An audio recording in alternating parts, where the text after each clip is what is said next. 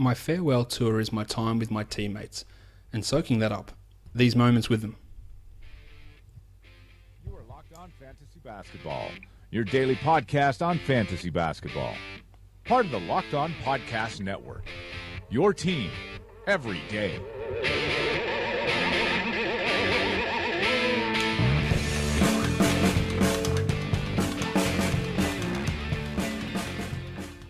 Hello and welcome to the Locked On Fantasy Basketball podcast, brought to you by Fantrax and Basketball Monster.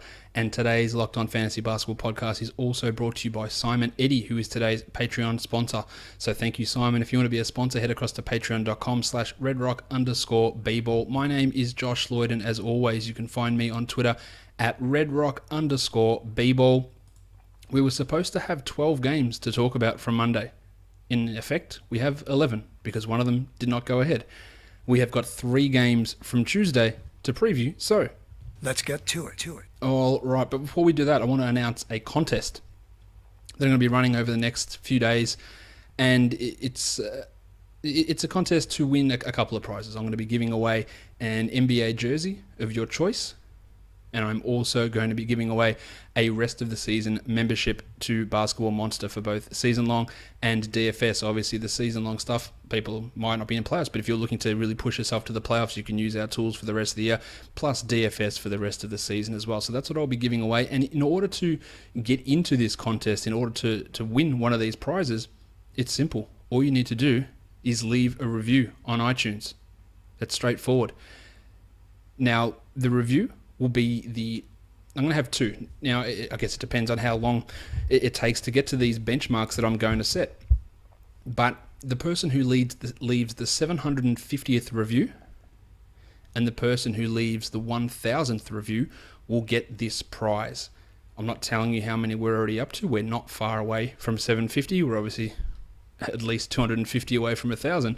But with the amount of people that listen to this podcast, if just 10% of the people listen to this podcast went and left an iTunes review, we would hit 1,000 reviews in a day. So if you guys want that prize, the Basketball Monster membership for the rest of the season, full membership for the rest of the year, and an NBA jersey of your choice, all you need to do is leave a review on iTunes. And then once I determine who is that 750th person, and when we get to the 1,000th person, what we'll do is I'll announce who that is. What you're best off to do as well is once you leave a review, send me a screen capture of your review and email it to me or Twitter DM to me. So, because not often the details on the iTunes review, it doesn't necessarily tell me who it is because you can put fake names in there, whatever you need to do. So I just need to know who is who. So once you do a review, please take a screen grab of it. You don't have to send it to me initially, but once I determine who is the winner, I would like to know who has done that review. So, actually, you know what? No, do it. Do the review, send a screenshot of it, send it to me, and then I'll announce who the 750th is, and hopefully we get to the 1,000th as well. It's not going to be hard again. If less than 10% of people listen to this podcast, go and do it. We will exceed that number in a day. So head across to iTunes, leave that review, and get yourself an NBA jersey and a Basketball Monster full season membership. Let's move into the action that we got to talk about from Monday. I don't know if I've even hit the Michael Bolton button. Yeah, I have, haven't I? I was going to do it again. It's going to give you double Bolton, but no. Let's get straight into the monstrous line of the night. It is, of course, Kawhi Leonard of the San Antonio Spurs, 39, 6 and 5. He hit 4 triples. He had a steal. He had 2 blocks. He was 12 of 18 from the field, and he was perfect, 11 of 11 from the line. Monstrous is probably the best word to put it. If you watch that last quarter, he was amazing. Just even if you watch the last minute, the 3-pointer he hits to give the Spurs the lead, and then the block on Harden, just some of the best stuff that you will see in an NBA game this season. The fact that Kawhi Leonard just is a shooter that when he shoots it, you just go, that's not missing, is amazing to me that he's developed into that guy, considering that he couldn't shoot in college in his first season. He couldn't shoot at all, and now he's a guy where you go, well, of course that's going in, and he has the biggest nuts in the world to take whatever shot he needs to, and then backs it up and does it on the other end. Now, I think there's been, Kawhi is definitely in the MVP discussion, but there's been a little bit of an overreaction today on the internet with people saying, there's no debate, he is absolutely the MVP, don't even worry about it. I think that's probably going a little bit far. Yes, he is up there in that MVP discussion. I put a poll out today. I didn't include LeBron in it. LeBron's been great, but I wouldn't be giving LeBron the MVP this season. I think it's between Harden, Westbrook, and Kawhi. I would still go with Harden, but I can absolutely see why Kawhi would be up in that discussion. But there's been a few little overreactions, I think, of people saying, yeah, it's definitely him, he's absolutely the MVP. I think we just might need to calm just a little bit on that, and that feels like it's a fair bit of recency bias coming in. Not that he hasn't been great all year, but based on what he did in that fourth quarter against the Rockets today, we're getting a lot of that sort of reaction. But he's the 7th ranked player over the course of the year in fantasy, and he's the 5th ranked guy over the last month, just consistently doing it 29.5, 6.5, and 4, 2.3 steals, and 49 and 86. Ridiculous numbers, and only shooting 32% from 3. So room for improvement there. Still a 39% shooter from 3 for the season, which is a 5% reduction from what he did last year. But he has been ridiculous, as I'm sure all of you guys are aware. And if you haven't, just go watch the end of the Rockets-Spurs game today. Go and watch what he was able to do, and on both ends. And just there was multiple times when it was, you can talk about 5-0 runs or 7-0 runs, but they were Kawhi 5-0 runs. They were Kawhi 7-0 runs, then going down the other end and maintaining the O. You're going down, hitting the shot, making the stop, going back down, hitting the shot, making the stop. It was just ludicrous to watch. So he is, of course, your monstrous line of the night. The waiver wire line of the night goes to another small forward, and that's Andre Iguodala of the Golden State Warriors. Iggy had 24, 5, and 4. He hit 4 triples. He had 3 steals and a block. He went to the line 11 times and hit 8 of them and was 6 of 8 from the field. I think that many of you would be stunned to know that Andre Iguodala is a top 75 player over the last 2 months. I know that when I looked at it, I had a feeling that he was going to be top 100, but he's actually 76, so not top 75. He's 76th over the last 2 months, and he's doing that while averaging 8 points per game. So I guess you want to ask, how is he doing that? Well, he's doing it because he's at 55% from the field, which is a massive 7% uptick from last season. He's doing it because he's averaging almost 4 assists, and he's doing 1.2 steals per game. The other thing that Iggy is doing, after being a pretty piss-poor free throw shooter for the last few years, 61% last year, 60% the year before, over these last 2 months, he's at 80%. Yes, it's on low volume, but he's not hurting you there. He's just providing solid, average, neutral performance, enabling his other strengths to come through. Now, even though he's the 76th ranked player, I don't think that Andre Iguodala is a must-own guy. Not at all. He's under 50% owned. We know that because he's the waiver wire line of the night. And that's fine. If you're looking for some streams, for steals, or for assists, without hopefully hurting your field goal percentage, he's going to be useful. But I don't think that you need to be grabbing Iggy in all situations. Yes, his minutes are on the rise with Kevin Durant out, and they're probably going to stick at that 30-minute mark, and he's going to be useful. But it's going to be more of a schedule-based situation, an opponent-based situation is in who you're taking on in the fantasy playoffs as to whether you go with Iggy and play him in your team. But I was definitely shocked to see him ranked that high up on the list of how do you call it, on the list, on the rankings. That's the word. Geez, that wasn't a hard word for me to find out. But that's sort of where we're sitting with that with Iggy. So yeah, I don't believe that he's a must-own guy, but he obviously has some degree of value for certain situations. Let's look now at the young gun of the night. It's Isaiah Whitehead of the Brooklyn Nets. Yes, Isaiah Whitehead of the Brooklyn Nets. He has been up and down, I think it's fair to say, this year, but this was a pretty decent night. There wasn't much to talk about in the in the young guys, in the rookies in the second year playoffs. 15, 2 and 1 for Whitehead, 2 triples, 2 steals, and a block. He was 5 of 8 from the field, and he was 3 of 3 from the line. Whitehead has been okay recently. He's played over 20 minutes the last 3 games, but definitely nothing to write home about. Just ranked outside the top 150 over the last 2 weeks, but his minutes are going to decline as Jeremy Lin start to increase, so there's not a lot to really see.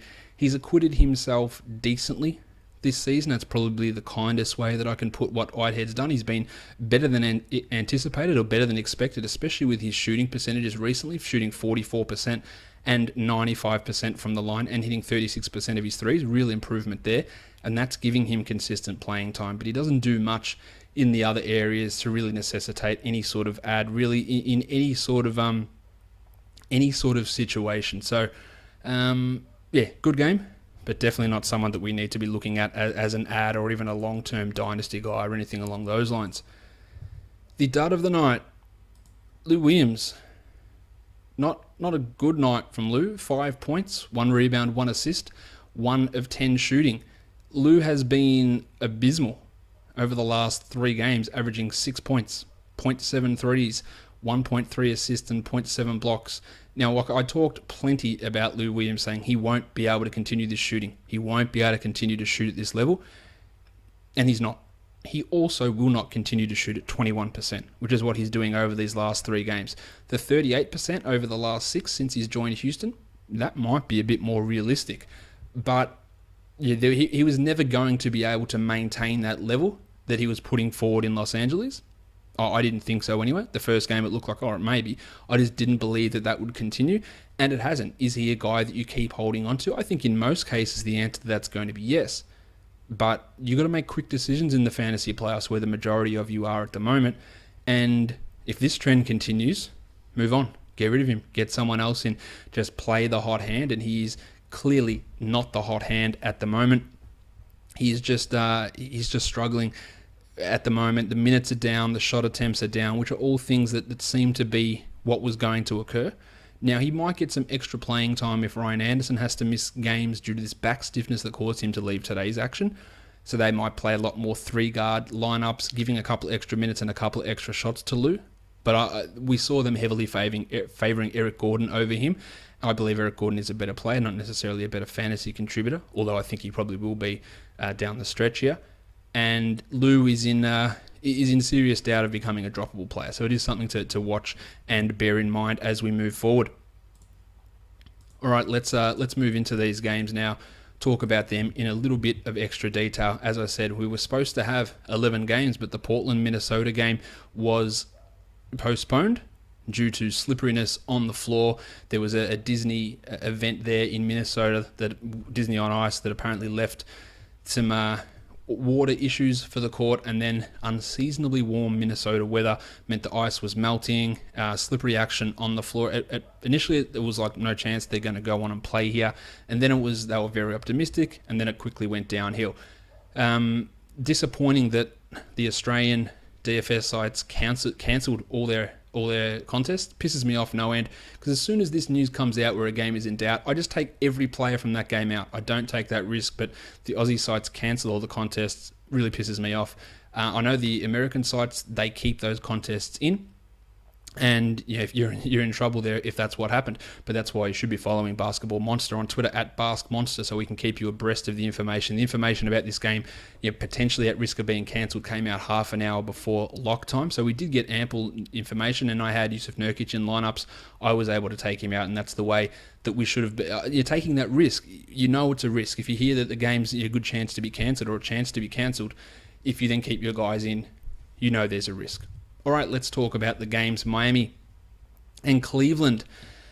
Miami heads back to Cleveland after beating them in Miami across the weekend. LeBron and Kyrie were back, but the Heat don't care. They got the victory anyway, led by Dion Waiters, who had 29, 2 and 5. He had 5 triples. He had a block. He was ridiculous. Dion Waiters again, 50% shooting, 24 attempts. Started off unbelievably hot, went ice cold in the second half, and then hit a few key ones towards the end of the game. And that's sort of who Dion Waiters is. He played 3 games under 25 minutes before this one, and that's I think where he was heading. That's I think where he was trending towards. But then we get a game like this with James Johnson out of action and with Tyler Johnson out of action, and that enabled Dion to play extra minutes. Now, the amount, and this would have bothered me immensely, but the amount of Dion Waiters' revenge game, it's a revenge game. Of course it's a revenge game. Dion's going to go sick. Yeah, the amount of that flying across Twitter was making my head spin, because people forget that Dion Waiters played Cleveland 2 days ago and scored 8 points. Where was the revenge game there? Now, you can say, yeah, he was fired up and he had to hit the shots. That's fine. But using revenge game narratives as a reason to make decisions I'm going to play him in this game. He's going to have a big game because it's a revenge game. It's great when it backs up your narrative, but if you go back 2 days ago, then it completely bit you in the ass. So which one is it?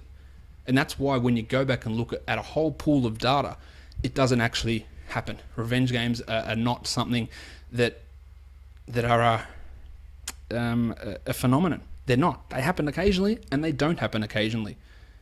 And it evens out that they give you basically average production every time.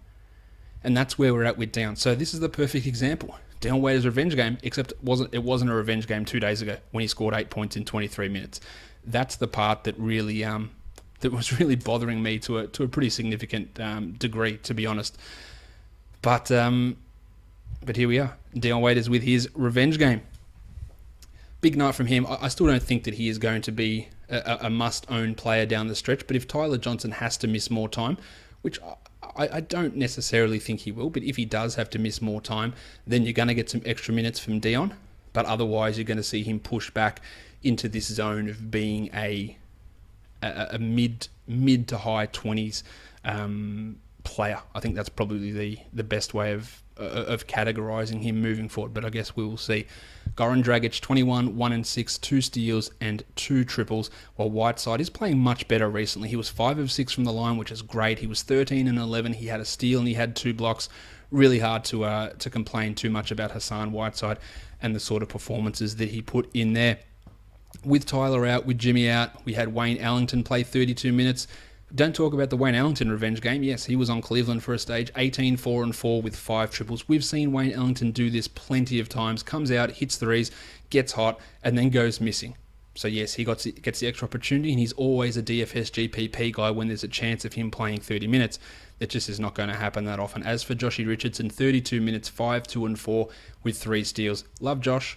It's not happening this year for 12 teamers, I don't believe. On to the Cavs. LeBron was back 30, 17 and 6. A steal, a block, 2 triples, big numbers. Horrible from the line as he's been for big chunks of this season, unfortunately. 6 of 10, but otherwise a big number, while Kyrie had 32, 7 and 3 with 4 triples. Tristan Thompson had a decent game too, 13 boards and 2 blocks, but he is clearly just a specialist. He's a field goal percentage guy. He's a rebounds guy. That's his speciality. He can give you blocks occasionally. He's not a massive shot blocker, but he is a guy that gives that, so don't consider him a must-own player. Derek Williams only 19 minutes, while Darren Williams played 17 minutes. Neither of those guys should be sniffing 12-team leagues, while Channing Frye remained on the bench. 14 minutes for Frye, 5 points, while Dick Jefferson played 29 and had 2 1-and-1. Channing Frye had that really big explosion in the first game when Kevin Love went down, and people were falling all over themselves to go and grab him, and I was just urging a little bit of caution with that. If you still are holding on to him, I think it's pretty much time to move on. Also, Kyle Korver owned in 69% of leagues somehow. Giggity! Feels too high. 4 points, 3 boards in 20 minutes for Korver. Just also, Andrew Bogut made his Cleveland Cavaliers debut, played 58 seconds, got kneed in the shin by Akaro White, and broke his leg. Just, this guy gets injured a lot. There's knee problems. He gets injured a lot. But the amount of shit luck that he has had is amazing. And getting kneed in the shin and having a broken leg is not an injury-prone injury. Dunking and getting someone tunneling your legs out and smashing your 7-foot, 150 kilo body onto your elbow and smashing that is not injury-prone. It's just stiff shit luck. And that's exactly where your Bogut is. This is going to end his season. You would imagine at this point the Cavs will likely cut him to create a roster spot to add another big. And yeah, is this the end of Andrew Bogut in the NBA? There's a real possibility. The other thing is that people are very much ready to get the old Danish backhand going on Larry Sanders. Oh man, they're going to add Sanders. Larry Sanders hasn't played for 3 years.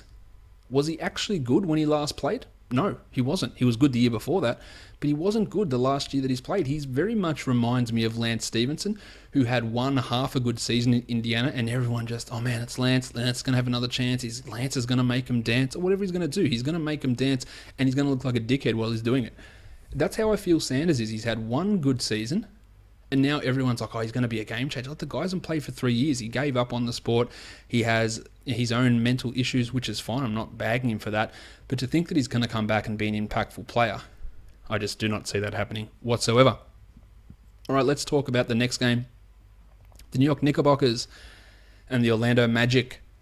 Interesting situation here for the Knicks. Mallow was out with knee soreness, and this would have been the perfect opportunity for Jeff Hornacek My name is Jeff. to go, all right, we've lost a wing, we've lost our stretch 4. Let's go back to Porzingis at the 4. Let's go back with Billy Hernan-Gomez at the 5, and let's run with that. But he didn't. He started rugged Ronnie Baker as the shooting guard, kept Lance Thomas in as a starter, moved Courtney Lee across to the 3, and kept Porzingis at the 5. So to me, that's a pretty significant indication that Porzingis is going to remain the center for the rest of the season. So that hurts Hernan-Gomez. Now, Hernan-Gomez was fine here. 18 minutes, 14 and 8. That's great production. But it's the 18 minutes that bothers me. That's 2 games under 20 since he returned. And if they're going to continue to run Porzingis at the 5 for majority of his minutes, it's going to impact what Hernan-Gomez can do, and it makes him, at this point of the year, expendable. Same with Kyler Quinn. We love what Cock can do in his limited minutes. Man, he played 12 minutes and had 11 of 8. That's great production. But he's just going to get 12 minutes, 13 minutes. It's not enough to really sniff 12 or even 14 team league value, unfortunately. As for Porzingis, 14 and 7 with a block there, while Lance Thomas had 17 and 4 with 2 steals and 3 triples. If he's going to continue to start and play close to 30 minutes, 14 to 16 team leagues will need to pay some attention to Lance. While rugged Ronnie Baker, he had 3 assists in 17 minutes. Really even tough to consider him a 20-team league guy at this point. On to the Magic. It was a good night for my boys on the Magic. Lord Alfred Payton, triple-double, 16, 11, and 10 with a steal in 35 minutes. This is his 4th career triple-double, and I almost, if I hadn't been laying down, I would have fallen over to realize that he now holds the Orlando Magic record for most career triple-doubles. I would have fallen over. Alfred Payton has the most triple-doubles in Orlando Magic history. Alfred Payton. Love Alfred Payton, but that stunned me. That floored me. That totally floored me. They're giving Payton more minutes now, as they should. I really need to see him develop, and he's playing a lot better.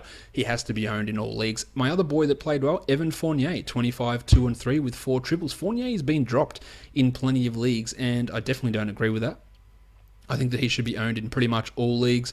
He got really hot early in this one, hit some threes. He's been uncharacteristically poor with his shooting at stretches this year, but I think he has to be owned. And the other one of my boys that did well, he's not quite as much of a my boy as those 2 guys, but Asa Gordon played 30 minutes and had 17, 5, and 4. Again, stunning to know that he's better when he plays at power forward. Absolutely confusingly stunning. There was no Nikola Vucevic. I reckon we're going to get a couple more missed games out of Vuce here. Bismack Biyombo played 42 minutes and had 10 and 14 with a block. Is he a must-own guy? He is very far from a must-own guy, but much like Tristan Thompson earlier, boards, blocks, field goal percentage, add him. That can work. But if you don't need those, if you're well ahead and don't need those stats, or if you're just not going to compete in that area, then what's the point? Yes, he starts and plays 40 minutes, but if he does nothing else apart from that, then there's no point in you adding him. Wasn't a great night from Terry Ross. Tezza had 5 points in 35 minutes. Did have a triple one, but shot 2 of 10. He will bounce back, and I think that he should be owned in most formats. It was also interesting to see Frank Vogel go with a Damian Rudez, Jeff Green 4-5 combination. What a time to be alive. The Milwaukee Bucks and the Philadelphia 76ers, well, we did get Spencer Hawes playing some minutes, but not the 17 that he played in the last game. 6 minutes here, 2 points and 2 assists. But Greg Monroe still not able to get back to his full allotment of minutes. It didn't matter in this one because the Bucks did get the win, but Monroe played 22 and had 12 and 2. Wasn't his best night. Still, it's Jason Kidd. This sort of shit's going to continue to happen. I'm getting the questions about people who picked up Terrence Jones and going, yeah, what's going on with Tezza? Do I drop him? Well, he wasn't the strongest of must-add guys, and the caveat that was put out there immediately as soon as that he was picked up by the Bucks is, okay, look, they've got an opening at power forward, but A, he's not that good, and B, his coach is terrible, and the rotation's never going to be consistent, so he has yet to make his debut for the Bucks. Now, he could come in and carve out a 22-minute role, but that might not be till the weekend, and that might not mean shit for you, because your season might be done by then, so far from you should be considering him a must-own guy. Now, Beasley could be back by the time that Jones even makes his debut. Johnny Henson, again, was a DMP CD, fantastic. Well, Tone Snell went bananas. I'm a big critic of Tone Snell, you've heard that plenty of times, but he has had a much improved season this year. Still hasn't been great, and it's had some baffling nights, good and bad. 21-7 here with 5 triples and 2 steals. A fantastic performance. Really just a deeper league guy, while Yanni had 24, 8 and 5, 2 steals and 3 blocks. I am amazingly still getting questions saying, Chris Middleton's on my waiver wire. Like, what? Go, please add him. Add him immediately. 13, 5 and 8 with 2 triples and a block. Chris Middleton was the best player on this team last season by a significant margin. Now, obviously it's Yanni now, but he's the second best player on this team, and you don't realize how good he is. Well, maybe you do, but a lot of people don't. He is ludicrously good, and he needs to be owned. I've got questions from someone saying, do I save my waiver wire priority and not grab him? Like, no, just do whatever you can to get him. Do whatever you can, because you could, theoretically, from now to the end of the year, have a top 30 guy. You could. Broggo, Jason Kidd. Brogdon went 6 of 7 from the field. He had 13, 5 and 1 and a triple one and played 21 minutes. While the backup Matty Dellavedova had 10, 3 and 7 in 27 minutes. The trustworthiness of Kidd continues to not be there as usual. Thon Maker looked impressive, 7 and 3 with a block and a 3. It's obviously not going to happen for Thon this year, but the signs that he is giving us should make Bucks fans really, really impressed or really excited. And it should make Dynasty owners really interested as well, because I think that there are plentiful top 100, maybe top 50 seasons from Thon in the future. I mistakenly called him Maker. It's Thon McCurr. I must get names right. Onto the Sixers. Bob Carve, 33 minutes, 15 and 3, a steal, 2 blocks, and 3 triples. Another solid night from him, while Šarić had 14, 8 and 6 with 2 steals. So it's the main guys getting it done for Philly. We had a split of the point guard minutes. TJ McConnell had 2, 2 and 8 in 24 minutes. Spanish Chocolate had 5, 3 and 8 in 24 minutes. McConnell's still the guy I'm going with. We've seen Brett Brown do this a couple of times during the season, where he'd be running McConnell 30 minutes a night, then out of the blue to split them down the middle, and then go back to 30 for TJ. So that's what I imagine will happen here. Richaun Holmes got himself into foul trouble as the starter. 22 minutes, 8 and 9. It definitely hasn't been a successful run for him with Jalil out, but he has got himself into foul trouble in both those games. He's still a guy that has value, but I don't believe that he's a must-own guy. I still think he's better than Jalilo, obviously. Shawnee Long made his debut, and he looked pretty impressive, I thought. 13 and 7 for Long in 15 minutes. He was with the Sixers D-League affiliate, played with them in Summer League as well. Hit a 3, had a block, looked active. You could say he looked better than Jahlil Okafor out there. But unknown whether he's going to have any long-term impact while Source Castillo struggled. I loved what I saw from Justin Anderson, though. Juzza had 19, 6 and 3 in his 23 minutes. You know that I'm a big fan of Justin Anderson. It's all a matter of him getting the minutes here. Gerald Henderson played just 17 in his return. So if they can keep Anderson in if they could get him to a 27-minute role, then I would want him for 12-team leagues. In this low 20s situation, he is a low-volume stream guy for some points, some threes, some steals and blocks from out-of-position stats, but I don't think he's going to be an every-night sort of a player. Let's move on now to Golden State and Atlanta.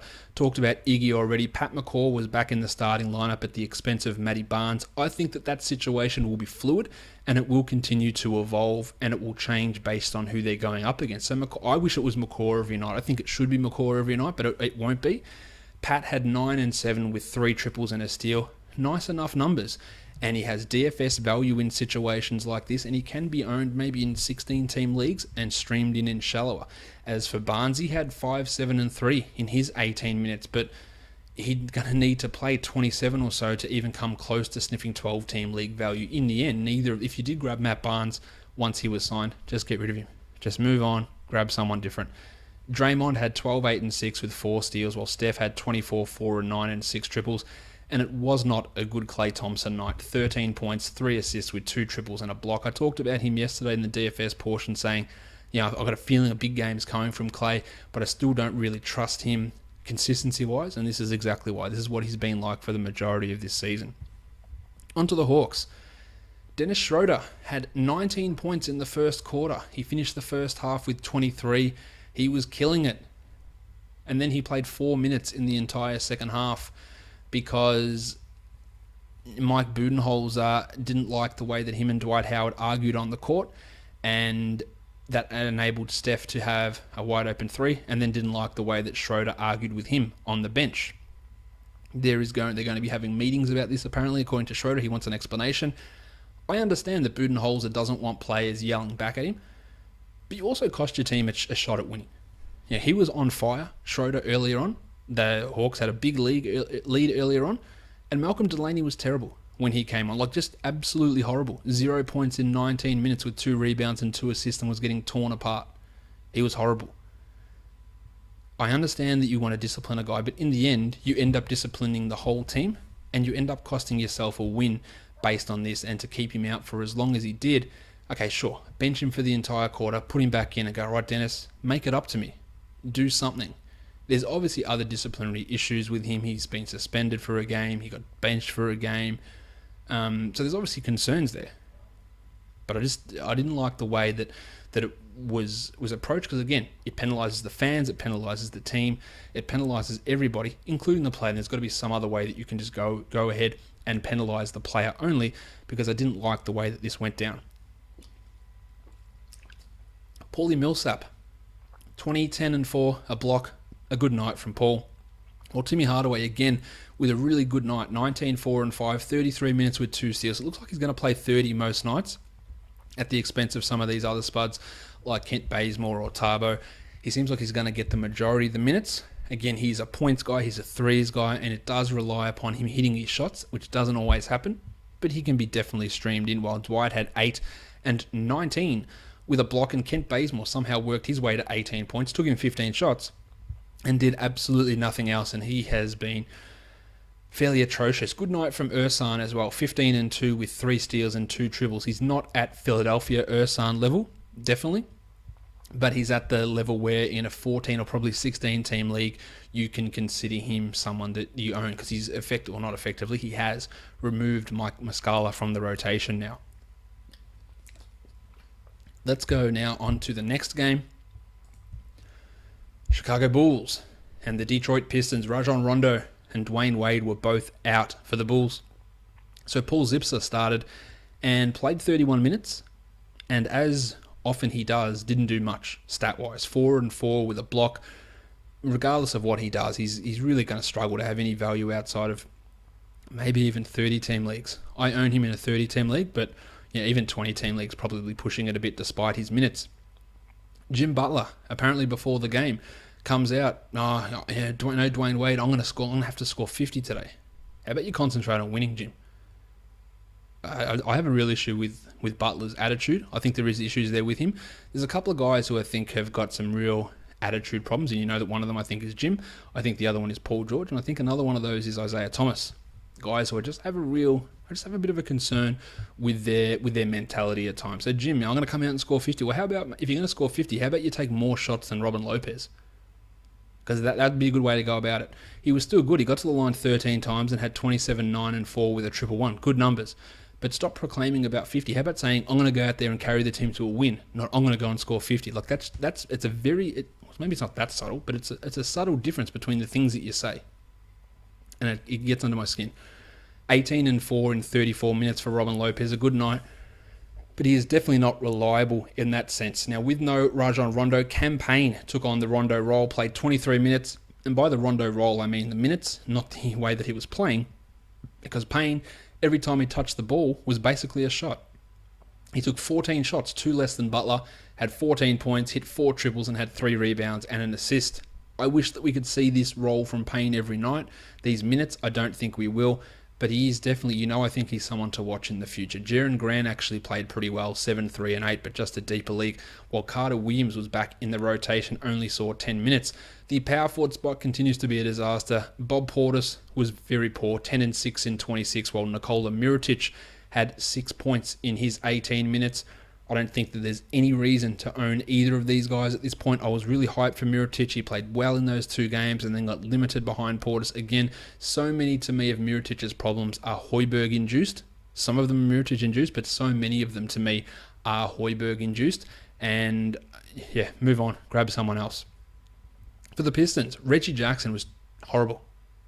And then he was brilliant. 26, 2 and 6. 69% shooting for Reg. Giggity. Really, really good numbers.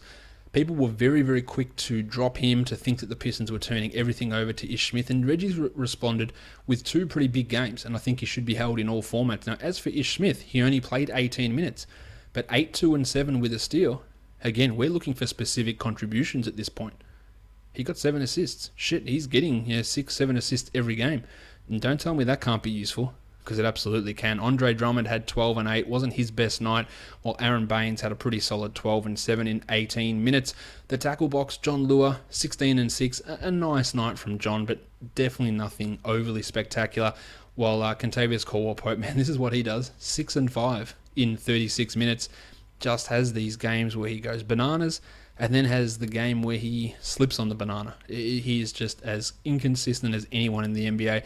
Or Marcus Morris, this is Marcus Morris, 13, 6, and 3. He'll have these monster games, and he has these sort of games. Streamer, not a must-own player, I don't believe. Let's talk Indiana and Charlotte. Paulie George, his second consecutive big game, 36, 10, and 5. 6 triples on 60% shooting. Huge numbers. Paul George owners and fans will be really pleased with that sort of performance. But it's a disgusting loss from the Pacers. Really got smacked by the Hornets. Jeff Teague was disappointing, 10, 5, and 8, but added 2 blocks. The 8 assists are nice, but it wasn't a good night in general. While CJ Miles had his little performance that makes everyone get excited. 16, 4, and 4 with 4 triples for CJ. If you want to add him, you can, just for those points and threes, but we know what CJ Miles is at this point. He's the guy that drops off, that everything falls apart for him pretty quickly, and then he offers you nothing. Miles Turner is also struggling. He's finding himself outside the top 80 over the last month, 4 and 7 with 3 assists and 3 blocks. The shooting percentage is well down. He's at 45% over that last month. If you're in a dynasty format and say the Miles Turner owner is competing, you might be able to buy him low, because they'll be going, oh yeah, what's doing? He's regressing. What's going on? Oh, maybe I'm not going to win this year. Just see if you can get him below market value, because I don't think you're going to be able to do it for much longer. I think he's going to be a perennial top 20 guy. But now's the time to try and do that. Thaddeus Young, 21 minutes, 4, 2, and 2. He is dreadful at the moment, and he is drop city to me. He can be considered gone in most situations. The wrist is clearly not right. He's not playing anywhere near enough minutes. He's not himself. He's tentative. He can't get steals. He can't do anything at the moment. Yeah, sure, he might come good. It might be in 3 weeks and it won't matter. Move on from Thad in majority of formats, where Monte Ellis had 12 in his 26 minutes. What an interesting situation that Rakeem Christmas is playing more minutes than Al Jefferson at this point in the year as well. A lot of people said, oh man, they got Al Jefferson, man. They're going to start Al Jefferson, play Turner off the bench. They're going to beat the 2 seed. Al Jefferson was done 2 years ago. And he's done. He's done now. Onto the Hornets.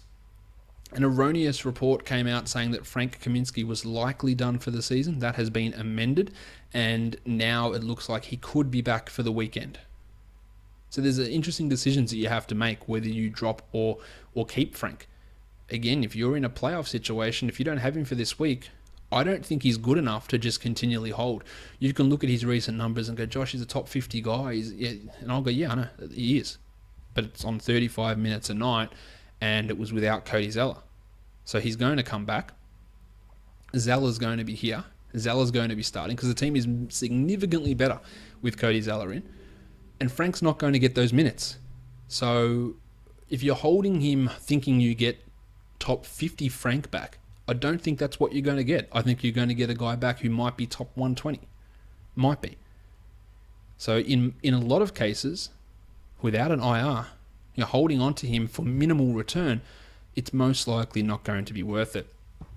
Kemba was great, 28, 6, and 7, as was Nicola Batum, 21, 4, and 4 with 3 steals and a block for Batum, while Kid Gilchrist, nice numbers, 11 and 13 with 2 steals. His value diminishes when Kaminsky returns. Let's talk Cody Zeller, who was great. 34 minutes, 13 and 11 with 2 steals.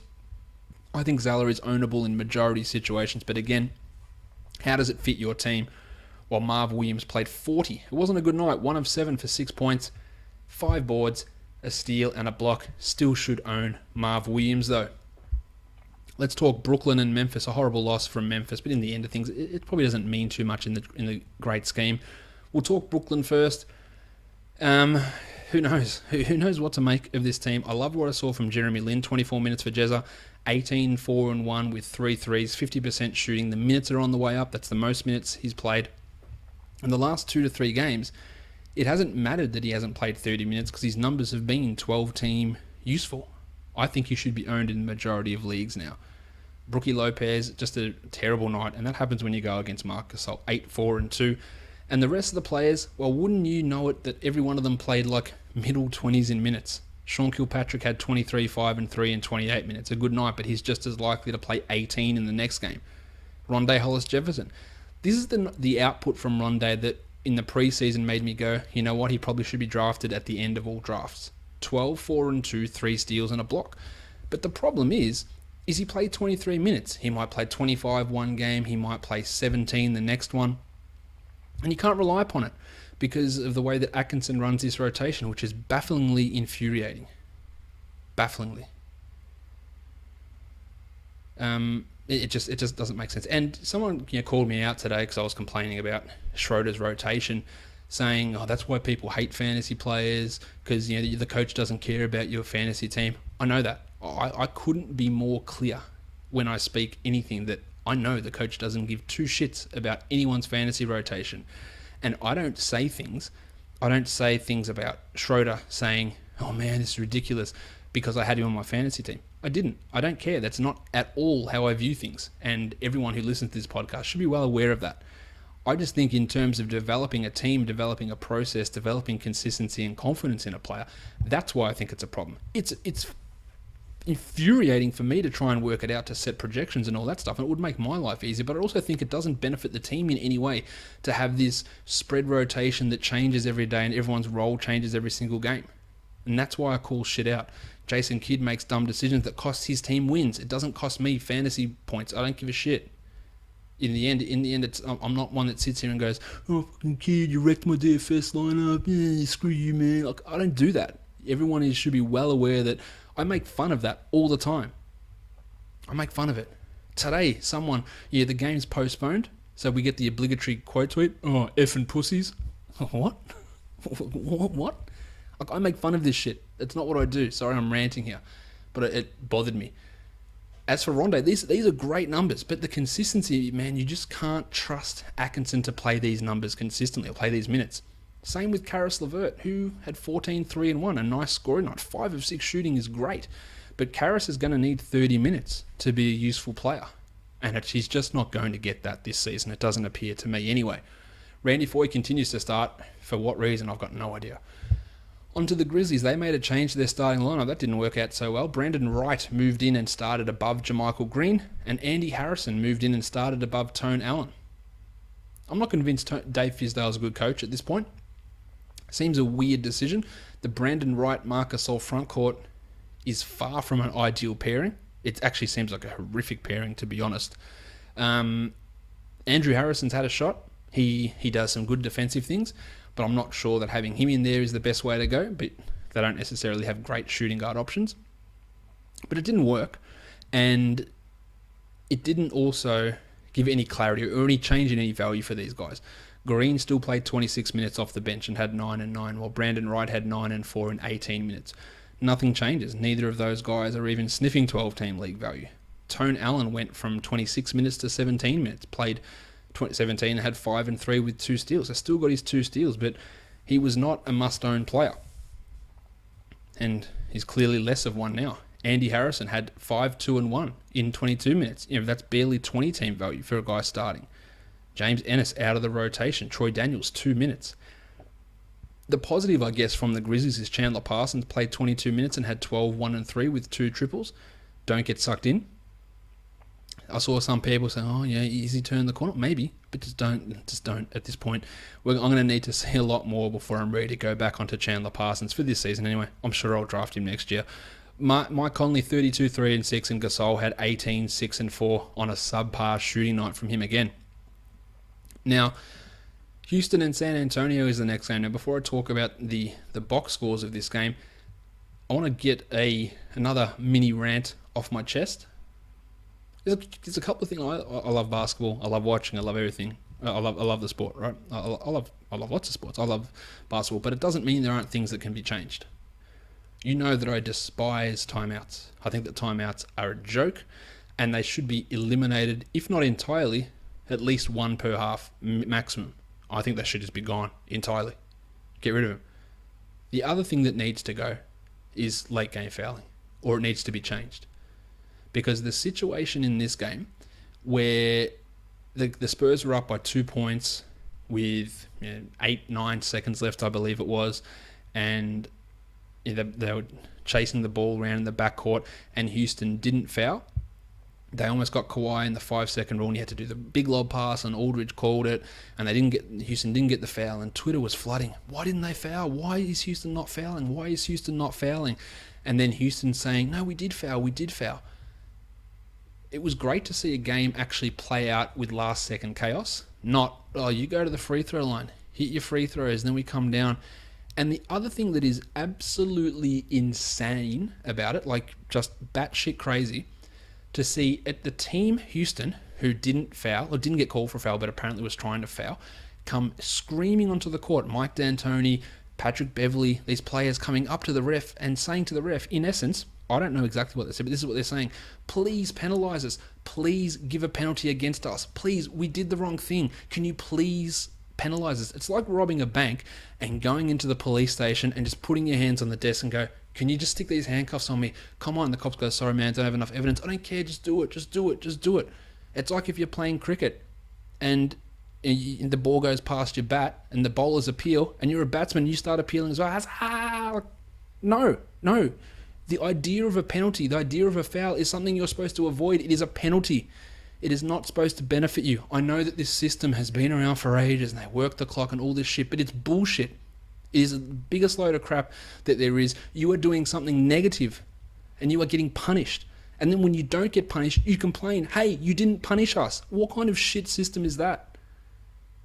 It is just, watch the end of that game and watch how much better it is just to see the players have to put pressure on these guys, that have to fizz the ball back and forward, for Kawhi to have to do this overhead lob and Aldridge have to go up in a pack of guys and grab it to try and maintain possession. That's a fun ending.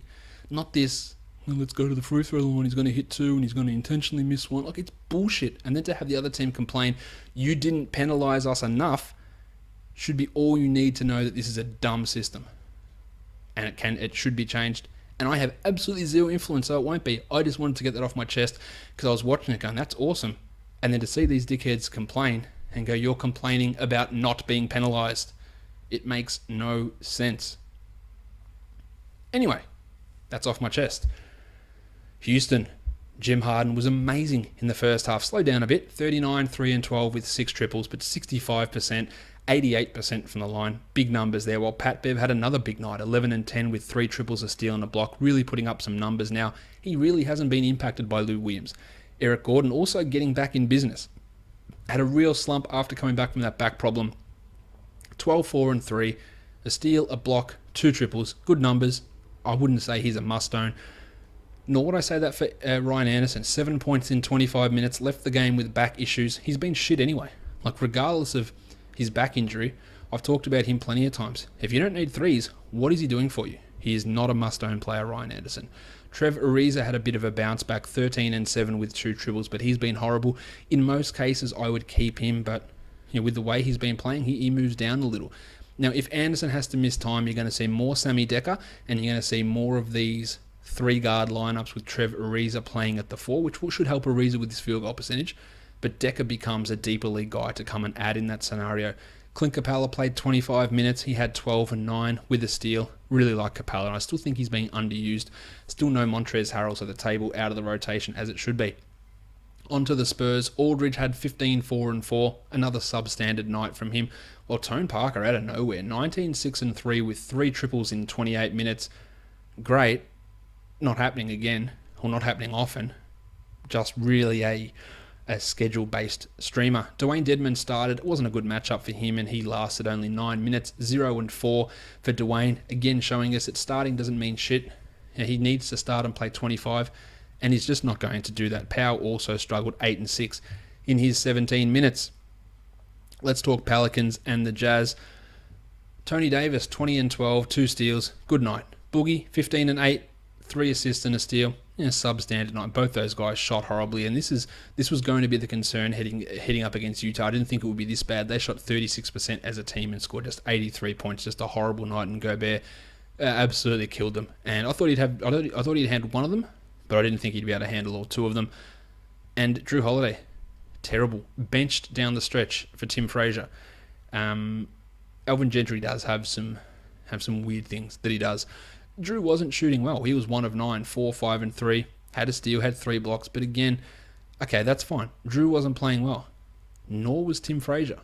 And when you're fighting back and you lose by 5, maybe just put your better player in. It's not like he was riding the hot hand. He was riding the less cold hand. That's a different story to me. Frazier wasn't out there going, oh, he's at 25 and 6 and he's not missing anything. He's hit 6 threes. It wasn't like he wasn't fire. Like, he was just below average. Keep Drewing. Probably works better.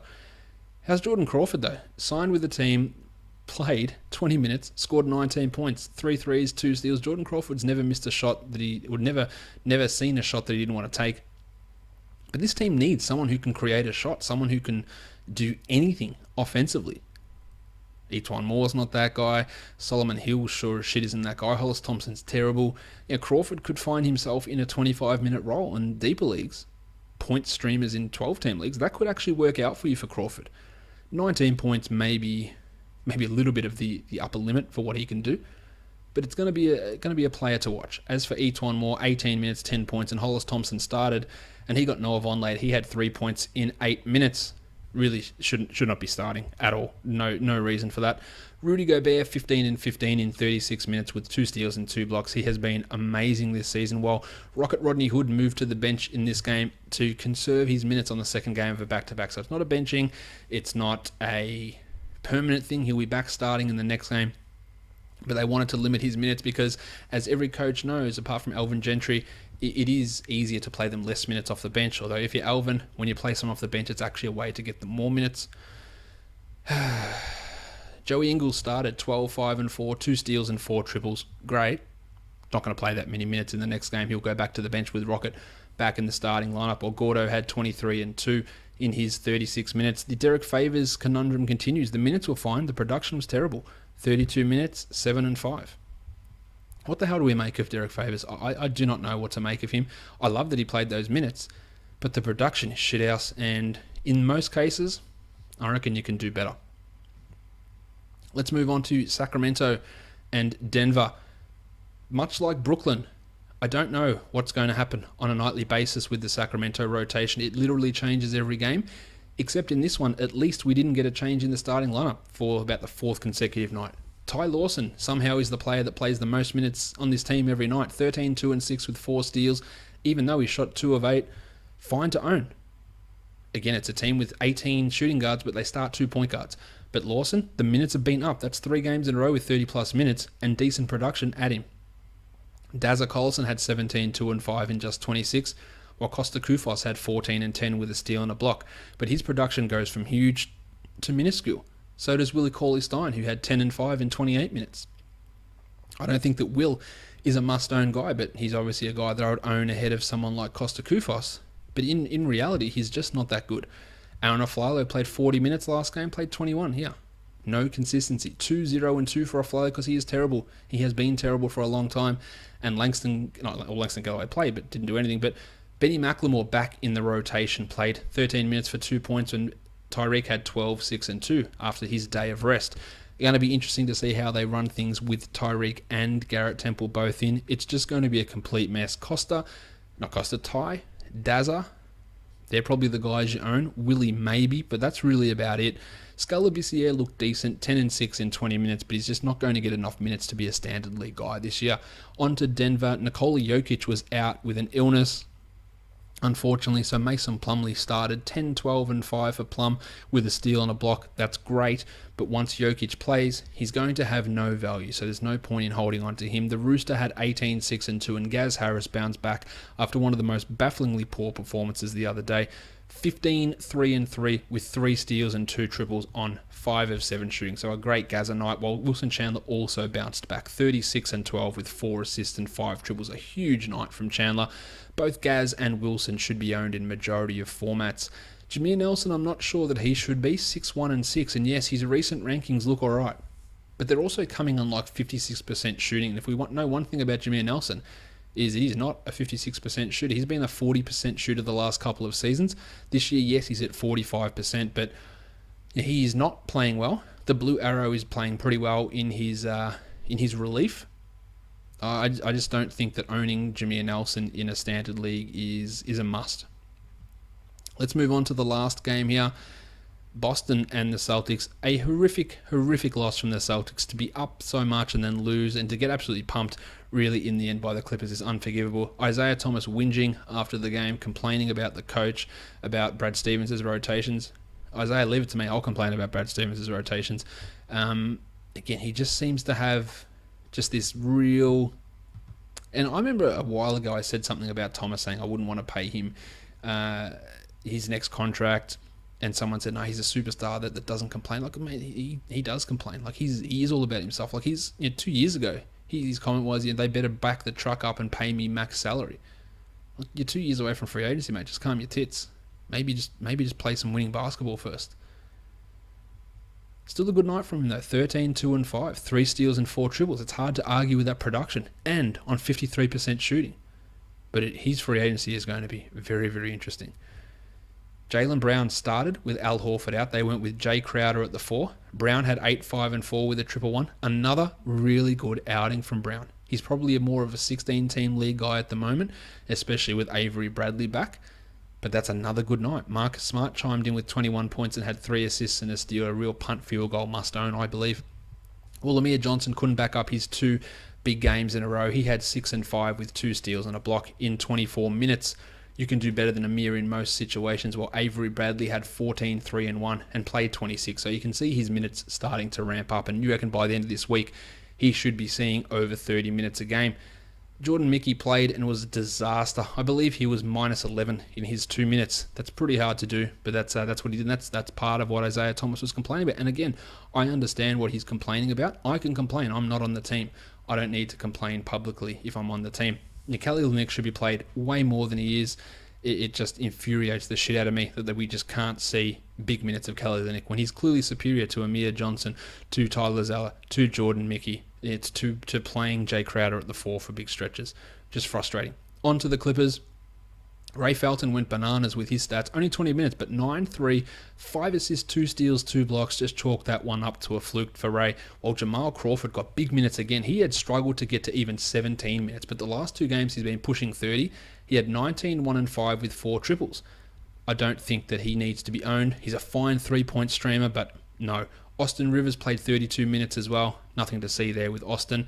While JJ Redick really struggled. Had some foul trouble, and that's what enabled Rivers and Crawford to play extra. 3 points in 18 minutes for JJ. Not a must-own player, I don't believe.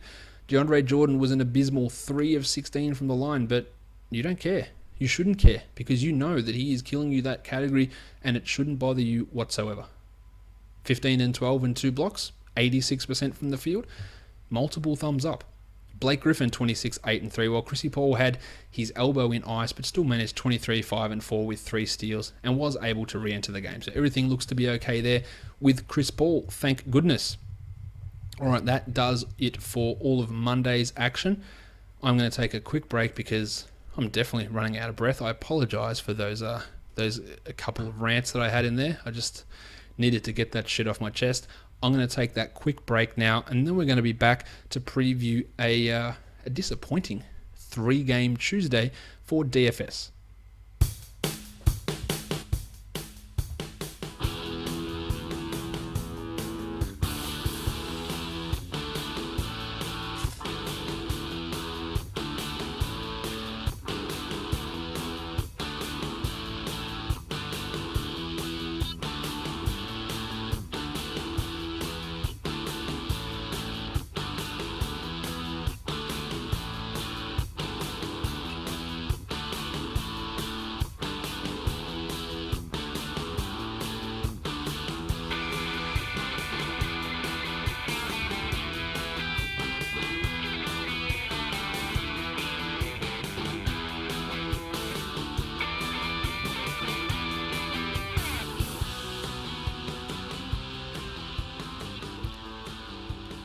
All right, guys, we're back.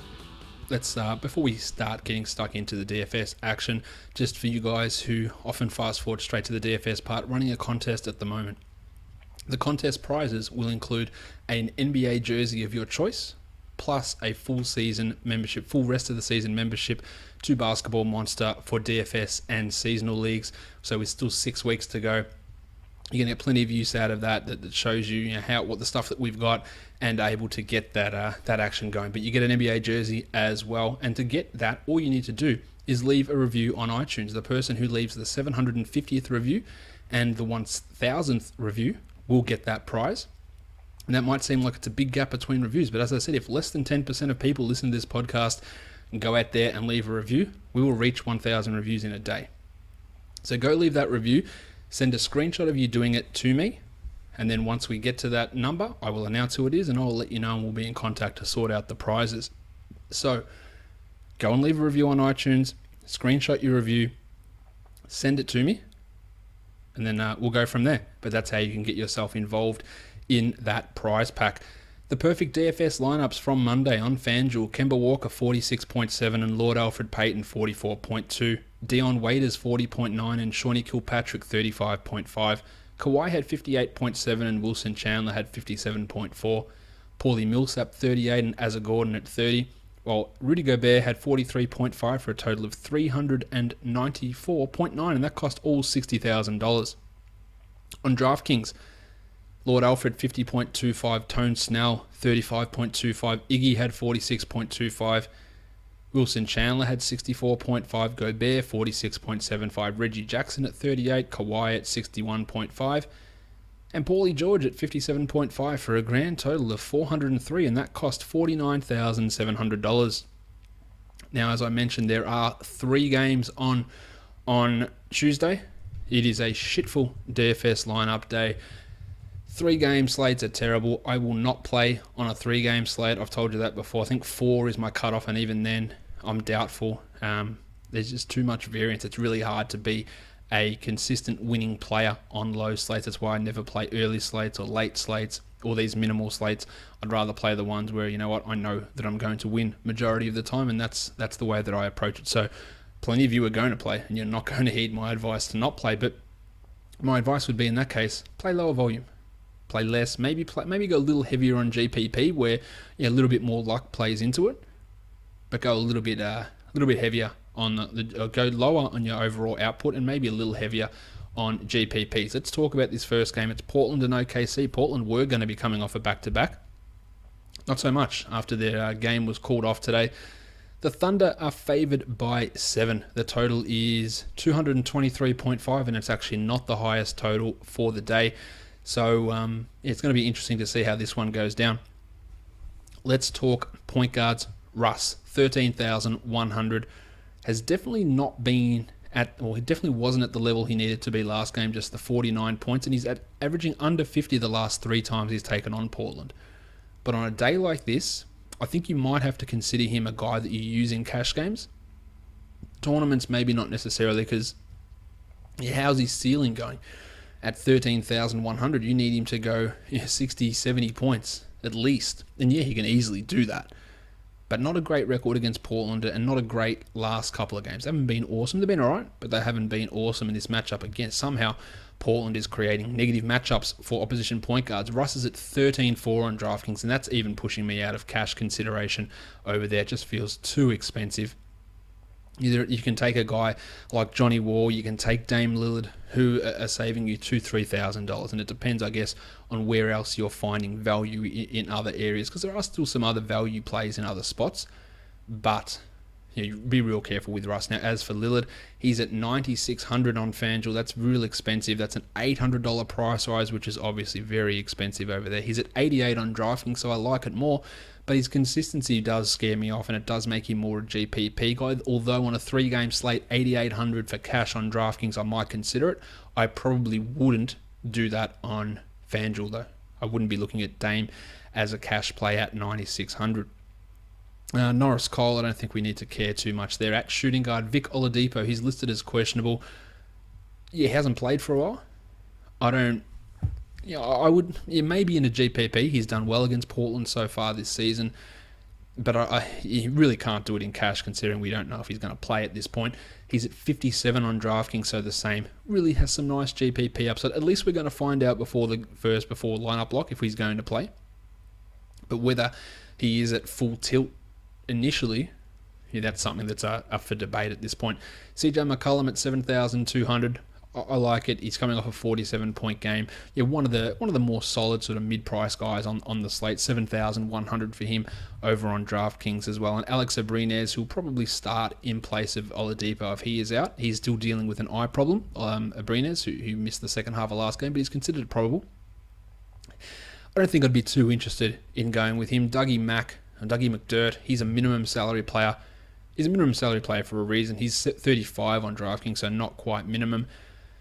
Really, you're just hoping that something good happens for him. There's absolutely no consistency or reliability with Doug, but McDirt could go off and he could be a GPP option, especially on, again, this sort of a slate. Andre Robertson's at 4,100. You're really sort of scraping the bottom of the barrel, expecting him to be a consistent performer. While Mo Harkless at 48, I think he's a pretty solid option at that price. He's at 53 on DraftKings, so I'm not quite as in love with it, or it's not quite where it needs to be. But it's still worth a sniff. At power forward, Enes Kanter at 5,800. We've seen big men against Portland do great stuff this year. So Kanter at 5,800, I think he's got upside to be a 36, 37 pointer here. He's averaging 35 actually against Portland in the last 3 games. So at that 5,800 salary, there's clear upside there. 57 on DraftKings. I actually don't even think he'd be too bad of a cash play. Not a must roster, not a core guy, but worth a look. Taj Gibson, no thanks. Al-Farouq Aminu's at 54. That price is probably pushing it just a little bit, but like a lot of players, he's got good form in this matchup. 5,400 on DraftKings. I'd probably look at him more so as a GPP guy. On a light slate sort of night, like guys like Myers Leonard, guys like Domantas Sabonis, who have the chance to put up numbers if for some unforeseen reason they get minutes, yeah, they're worth a look at those cheap prices. But of course, we're looking at them just as GPP only guys. Yusuf Nurkic at 6,700 feels pretty core to me. Yeah, that's an $800 price rise, so it's fairly high. 68 on DraftKings, but really do like his ability to at least come out here and go, all right, I'm putting up 35. And I feel pretty good about him getting to that level in this matchup. Now, Steve Adams is a negative defensively. That's a concern. So you do worry marginally, but I would rather take Nurkic over Adams, for example, even though it's $11 or $1,000 more. Adams has been not doing a huge amount himself lately. So I'm not all that interested in using him. Let's move now on to the next game where we've got the Los Angeles Lakers. They are taking on the Dallas Mavericks. The Mavericks are favored by 10. The total is 205, the lowest total of the entire day. We don't know if Larry Nance or Ivica Zubac are going to play for the Lakers. Both guys are considered questionable. Nance practiced. Zubac didn't, but initially when Zubac missed last game, they said it's not a big problem, so we'll see. If Zubac is out, Tim Mozgov comes back into the rotation, but not sure he's going to be a great DFS play. At point guard, D'Angelo Russell is at 6,400. Yes, the Mavericks are a negative matchup, but given the limited options that we have, I like D'Angelo even at that salary. At 7,000 on DraftKings, it's not quite as good, but I do still think that there is value in Russell at that price tag. Jordy Clarkson at 51. Only a 20-pointer in the last game from Clarko, but still averaging 26 over the last 5. No problem considering him. For example, you can compare him to Yogi Ferrell, who's at 5,100. I would take Clarkson over him every day of the week, even though Yogi does have the better matchup, but the better matchup only takes you so far. That's FanDuel pricing. Yogi is a 5,000 guy over on DraftKings, and Clarko's a 52, so maybe that swings at Yogi's direction. I would still rather have Clarko than Yogi over there. The shooting guards. Uncle P, he's a GPP at 4,200. He had a decent game in the last one, but obviously we're not relying upon Nick Young. But Seth Curry feels pretty solid. He's at 6,200, Seth. He's got a great matchup. He's at 66 on DraftKings, so that turns me off him a little bit over there. But at 62 on FanDuel, I'm a little bit more behind Seth Curry at that price tag. At small forward, Brandon Ingram had 24 points in the last game. He's at 3,700. I'm all for using Brandon Ingram there. I don't love him as a player, but at that salary, when you're going to get mid to high 30s in minutes, really, really hard to go past. Really, I think he's worth a look. Now on DraftKings at 4,800, that's a no thank you. he can have a decent game, but it doesn't necessarily mean he's going to reach that sort of big increase in his salary, which is what we're looking at for Brandon over there. The pencil, Harrison Barnes, is at 61. He just consistently seems to come under that number. It's not bad in cash in certain situations because his reliability is good.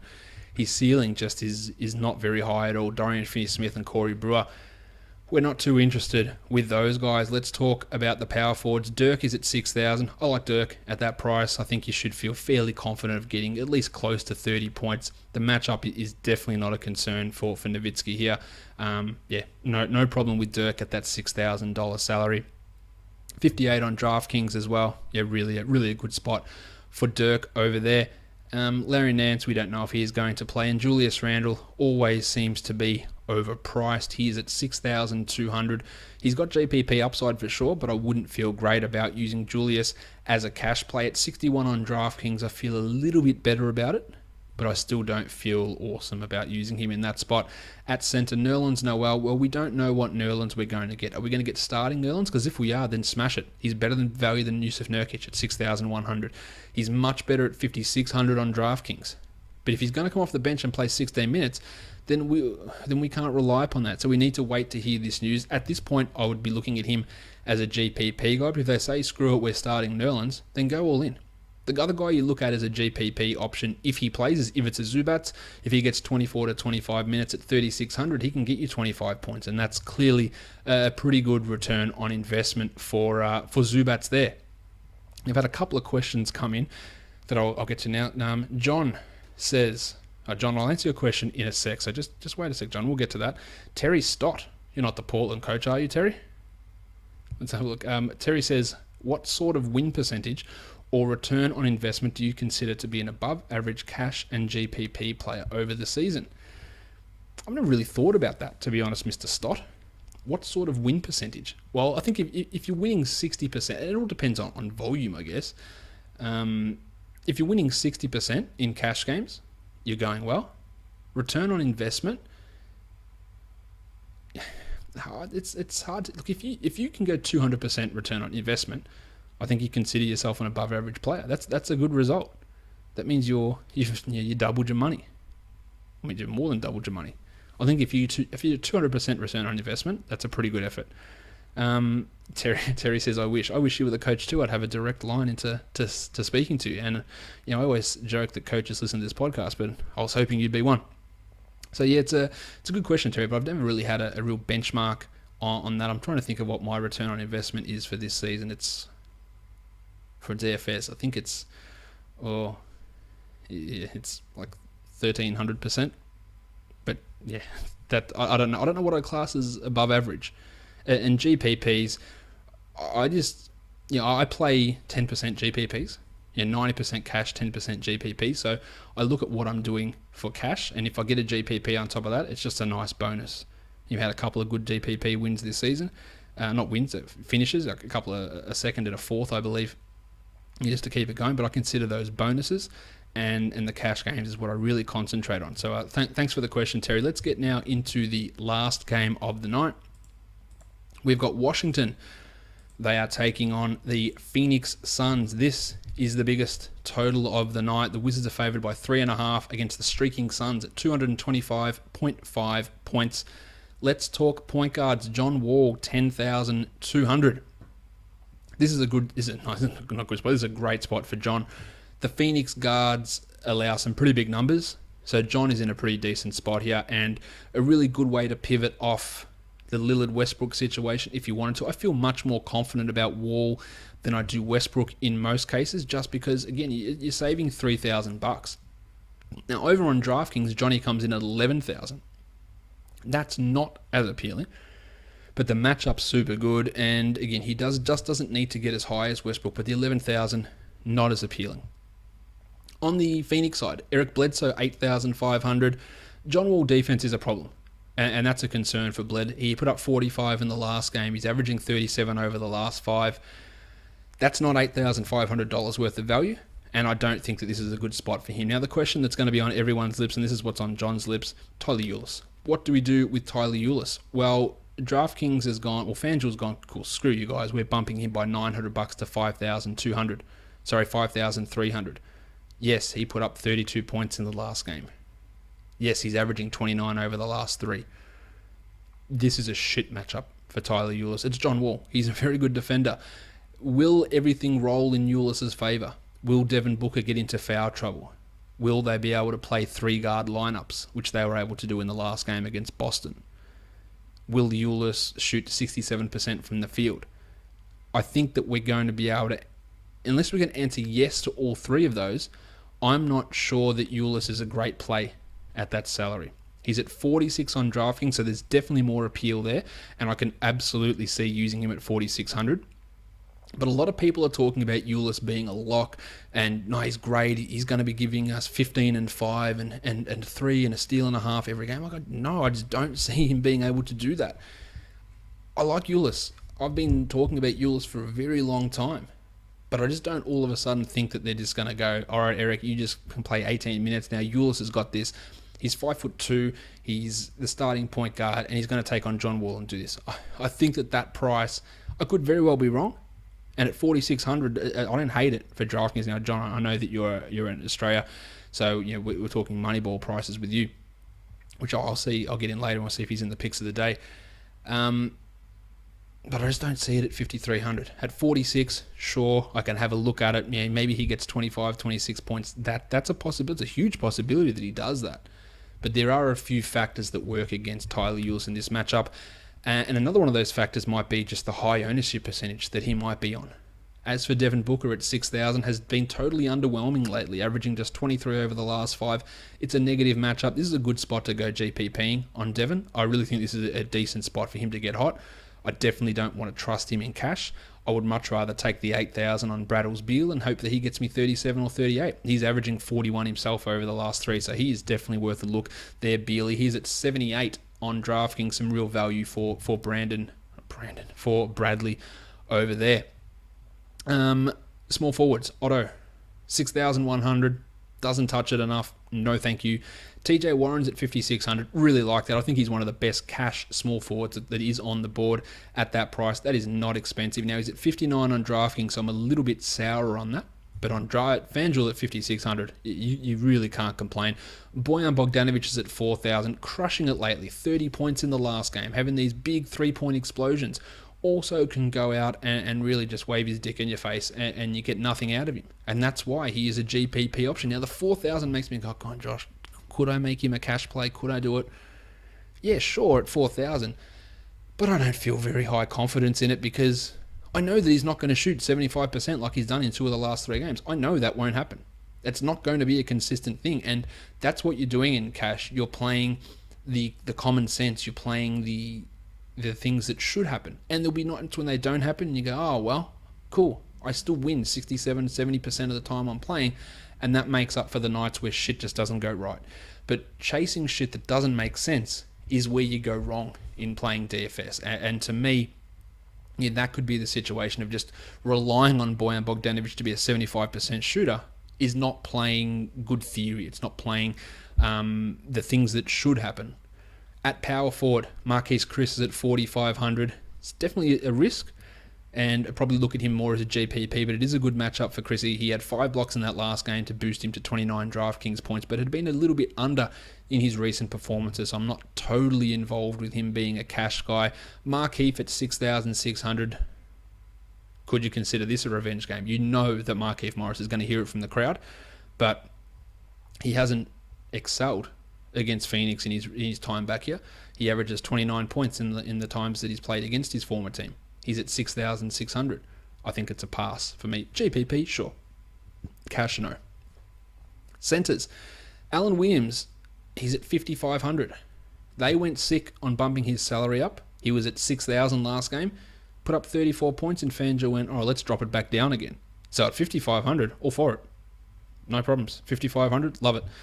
Young Mahinmi is a minimum salary player that you can use. He's averaging actually almost 18 points over the last 3 games in minimal minutes. That's useful at minimum salary. That can actually return value. 3,000 on DraftKings averaging 18 points. That's 6x value there, guys. And if he gets you 20 or 21, then you're in a pretty good spot. So he is someone to not completely ignore. Marcin Gortat at 6,200, I completely ignore. He just isn't getting the minutes or the touches.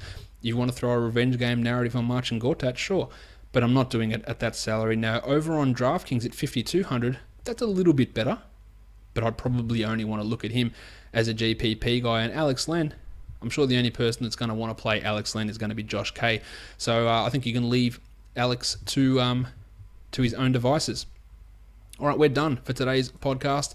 Let's talk picks of the day before we wrap it up. On FanDuel, D'Angelo's at 64 and Johnny Walls at 10-2. At shooting guard, Uncle P at 42 and CJ McCollum at 72, while Braddles Beal is at 8,000. Brandon Ingram, 37. The Pencils at 61.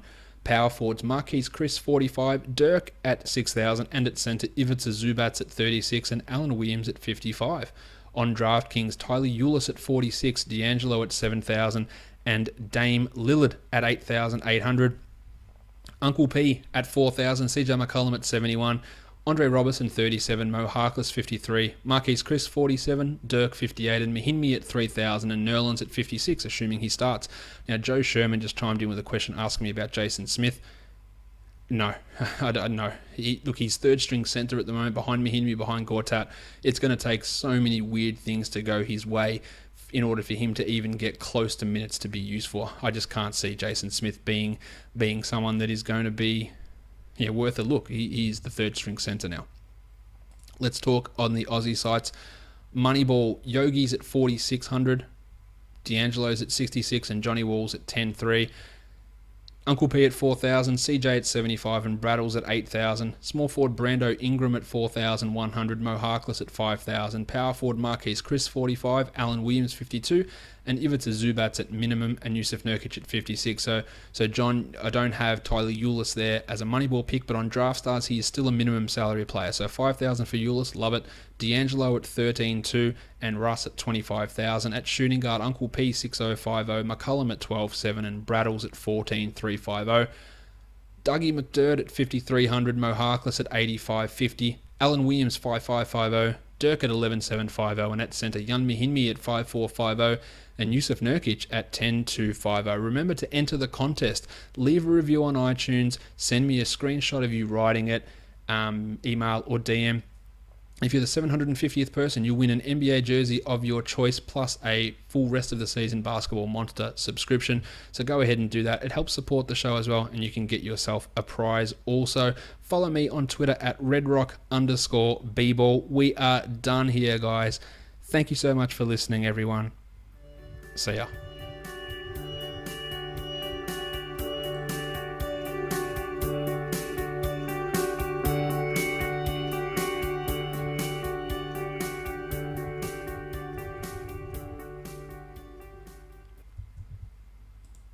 Paul Pierce.